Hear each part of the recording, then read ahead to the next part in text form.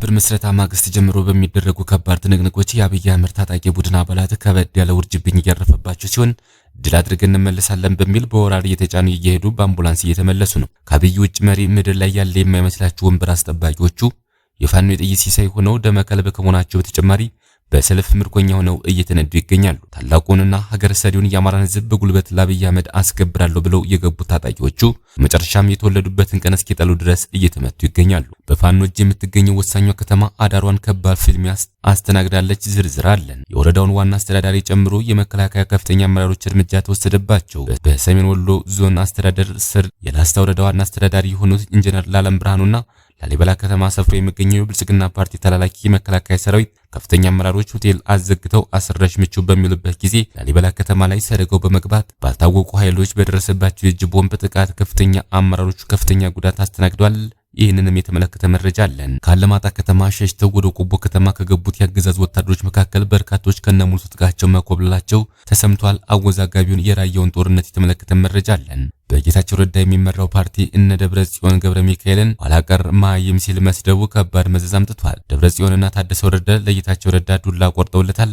ከበድ ያለው የትግራይ ኃይሎች ሽኩቻ እንደ አዲስ ተጀምሯል። ዝርዝር አለን። ሰላም ጤና ይስጥልን ክቡራትና ክቡራን የሚዲያችን ቤተሰቦች የዜና ሰዓታችን ላይ እንገኛለን። ወደ ዝርዝሩ እንግባ፣ አብራችሁን ሁኑ። ከአፋብር ምስረታ ማግስት ጀምሮ በሚደረጉ ከባድ ትንቅንቆች የአብይ አህመድ ታጣቂ ቡድን አባላት ከበድ ያለ ውርጅብኝ እያረፈባቸው ሲሆን ድል አድርገን እንመለሳለን በሚል በወራል እየተጫኑ እየሄዱ በአምቡላንስ እየተመለሱ ነው። ከአብይ ውጭ መሪ ምድር ላይ ያለ የማይመስላቸው ወንበር አስጠባቂዎቹ የፋኖ የጥይት ሲሳይ ሆነው ደመከልብ ከመሆናቸው በተጨማሪ በሰልፍ ምርኮኛ ሆነው እየተነዱ ይገኛሉ። ታላቁንና ሀገር ሰሪውን የአማራን ሕዝብ በጉልበት ለአብይ አህመድ አስገብራለሁ ብለው የገቡት ታጣቂዎቹ በመጨረሻም የተወለዱበትን ቀን እስኪጠሉ ድረስ እየተመቱ ይገኛሉ። እንኳንስ ታላቁ የአማራ ሕዝብ ወተትም ሲገፉት ይሸፍታል በሚል ብሂል ያደጉት የአማራ ልጆች ሕዝባችን አናስነካም በሚል አቅማቸውን እየወሰዱ ያለውን እርምጃም ተከትሎ በአገዛዙ እጅ ስር የነበሩ ከተሞች ነጻ እየወጡ ነው።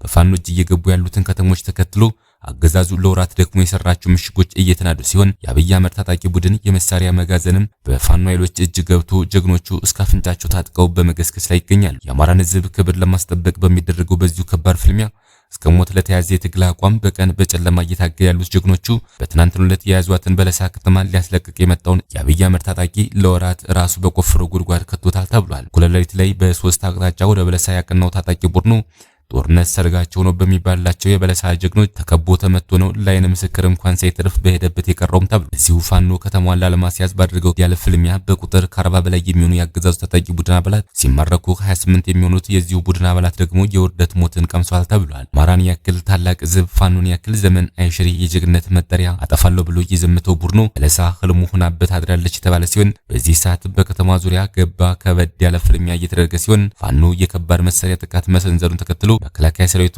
አለቀልን በሚል ሽምት ሲጋልብ አርፍዷልም ተብሏል። በለሳና ቀጠናውን በክንዱ ያስከበረው ፋኖ ራሱን ጥምር ጦር ብሎ የሚጠራውን ከበባ ውስጥ አስገብቶ መፈናፈኛ ሰጥቷልም ተብሏል። ከተሞችን በፈርጣማ ክንዳቸው እየተቆጣጠሩ ያሉት ጀግና የፋኖ ኃይሎች ህዝብ የመረጠውንና የተስማማበትን መሪ እየመረጡ ነው ተብሏል። የወረዳውን ዋና አስተዳዳሪ ጨምሮ የመከላከያ ከፍተኛ አመራሮች እርምጃ ተወሰደባቸው። በሰሜን ወሎ ዞን አስተዳደር ስር የላስታ ወረዳ ዋና አስተዳዳሪ የሆኑት ኢንጂነር ላለም ብርሃኑና ላሊበላ ከተማ ሰፍሮ የሚገኘው የብልጽግና ፓርቲ ተላላኪ መከላከያ ሰራዊት ከፍተኛ አመራሮች ሆቴል አዘግተው አስረሽ ምቹ በሚሉበት ጊዜ ላሊበላ ከተማ ላይ ሰርገው በገቡ ያልታወቁ ኃይሎች በደረሰባቸው ቦምብ ጥቃት ከፍተኛ አመራሮች ከፍተኛ ጉዳት አስተናግደዋል። ጉዳቱ የደረሰው ጥር 22 2018 ዓ.ም ከምሽቱ 4 ሰዓት ተኩል ገደማ ላሊበላ ከተማ ለውዝ መገንጠያ ሀብትዬ መዝናኛ ካፌ ሲሆን በደረሰባቸው የእጅ ቦምብ ጥቃት አንድ ከፍተኛ የመከላከያ አመራር ወዲያውኑ ህይወቱ ሲያልፍ ተጨማሪ 7 የመከላከያ አመራሮችና አባላት ከባድ አካላዊ ጉዳት አስተናግደዋል። የላስታ ወረዳ ዋና አስተዳዳሪ የሆኑት ኢንጂነር ላለም ብርሃኑም የጉዳቱ ሰለባ ሲሆኑ ጉዳቱ እንደደረሰ ወዲያውኑ ወደ ቅዱስ ላሊበላ ሆስፒታል እየተወሰዱ ሲሆን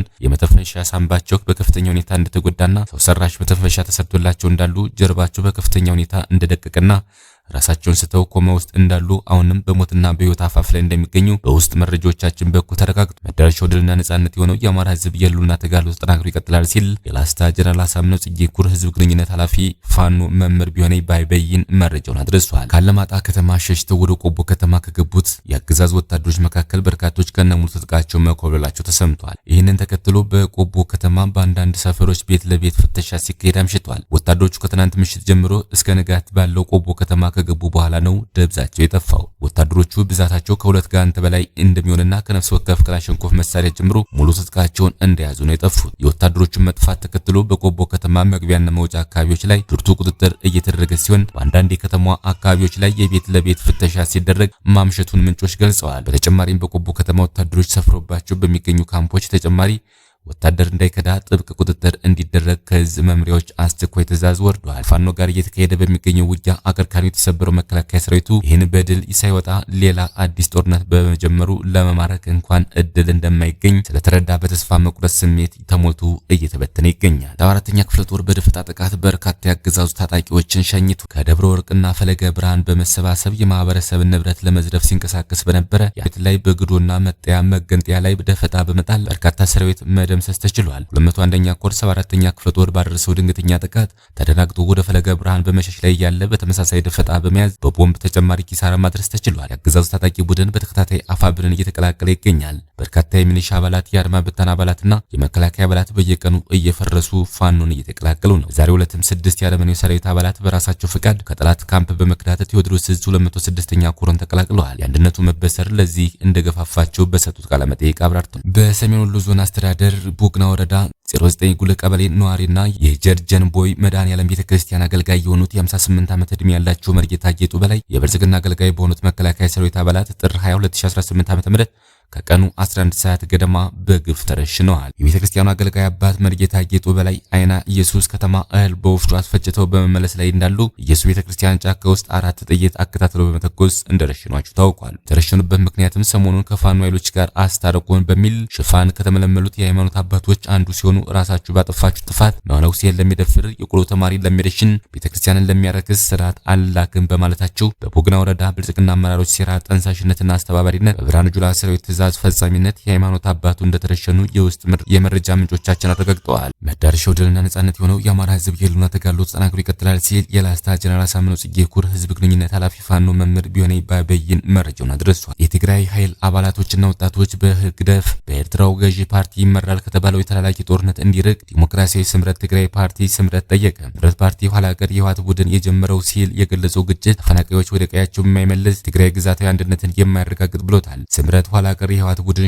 ጀምሮታል ያለውን ግጭት በነበረው የሐዘን ዳስ ሌላ ሐዘን የሚጨምር ሲል ኮንኖታል። ኋላ ቀሩ ቡድን ከሻዕቢያ የተሰጠው ተልዕኮ በመቀበል ለትግራይ ግዛታዊ አንድነት ትርጉም የሌለውና የአፋር ክልልና የጎንደር አካባቢ ያካለለ ሰፊ ጥቃት ለማካሄድ ቅድመ ዝግጅት አጠናቋል ብሏል። ፓርቲው ህዝቡን ሳያማክር የኃይል እንቅስቃሴና ተኩስ እያካሄደ ነው። ለጀመረው እንቅስቃሴ የሚያግዘው አስቀድሞ የቀበራቸውንና የደበቃቸው ከባድ መሳሪያዎች በመውጣት ወደ አፋርና አማራ ክልሎች አስጠግቷል ሲል ገልጿል። ስምረት ፓርቲ የፕሪቶሪያው ስምምነት ጥሷል ያለውን ኋላ ቀር ቡድን መላው የትግራይ ህዝብ በተለይም ወጣቶች፣ ተፈናቃዮች የዓለም አቀፍ ማህበረሰብ እንዲታገሉትና እንዲወግዙት ጥሪ አቅርቧል። በተያያዘ የተፈጠረው ውጥረት እንዲረግብና ወደ ሰላም እንዲመራ ጊዜያዊ አስተዳደሩ የሚቻለውን ሁሉ ያደርጋል ሲሉ የትግራይ ጊዜያዊ አስተዳደር ፕሬዝዳንት ታደሰ ወረደ ሌተና ጀነራል ተናገሩ። ፕሬዝዳንቱ ይህንን ያሉት የክልሉ ኢንቨስትመንት ኮሚሽን ጥር 21 2018 ዓ.ም ዛሬ ምሽት ባዘጋጀው የአዲስ ሎጎ ምርቃት ስነ ስርዓት ተገኝተው ባሰሙት ንግግር ነው። በተያያዘ መሰረታዊ የንግድ ሸቀጦች ላይ ዋጋ ጭማሪ ለማድረግ አስቻይ ሁኔታ የለም ሲል የመቀለ ከተማ አስተዳደር አሳስቧል።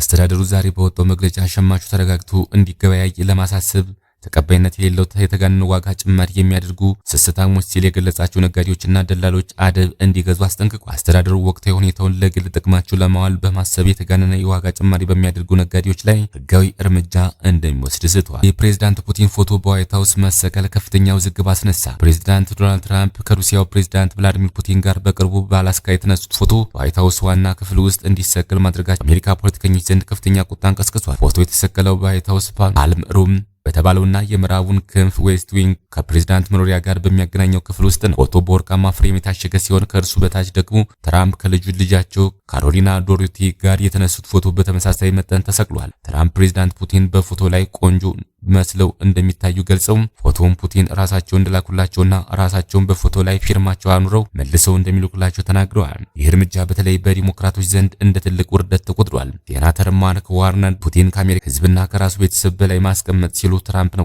ወቅሰዋል። በሌላ በኩል ሩሲያ በድርጊቱ መደሰቷን ገልጻለች። የሩሲያው ከፍተኛ ተደራዳሪ ክሪል ዲሚትሪቭ ጥሩ ነው፣ አንድ ምስል ከ1000 ቃላት በላይ ይናገራል ሲሉ አስተያየት ሰጥተዋል። ትራምፕ በሁለተኛው የፕሬዝዳንት ዘመናቸው የሩሲያ ዩክሬን ጦርነት በአንድ ቀን ውስጥ አቆማለሁ ብለው ቃል መግባታቸው ይታወሳል። ምንም እንኳን አልፎ አልፎ ፑቲን ቢተቹም በአላስካው ጉባኤ ላይ ግን ለፑቲን ከፍተኛ ወታደራዊ ክብርና ዘቤስ በተባለው የፕሬዝዳንት መኪና ውስጥ የማጓጓዝ ልዩ አቀባበል አድርገውላቸዋል። ፕሬዝዳንቱ ከዓለም መሪዎች ጋር የሚያደርጓቸውን ስብሰባዎች የሚያሳዩ ፎቶግራፎችን በየጊዜው መቀየርና መስቀል የተለመደ አሰራር መሆኑን በመግለጽ ጉዳዩን ለማቃለል ሞክረዋል። ክቡራትና ክቡራን የቻናላችን ቤተሰቦች ለሰዓቱ ያዘጋጀናቸው መረጃዎች እነዚህ መስሉ ነበር። በሌላ የመረጃ ሰዓታችን እስክንገናኝ ድረስ የዩቲዩብ ቻናላችን ሰብስክራይብ፣ ሼር እንደዚሁም ላይክ እያደረጋችሁ ጠብቁን። ቸር ያገናኘን። መልካም ቆይታ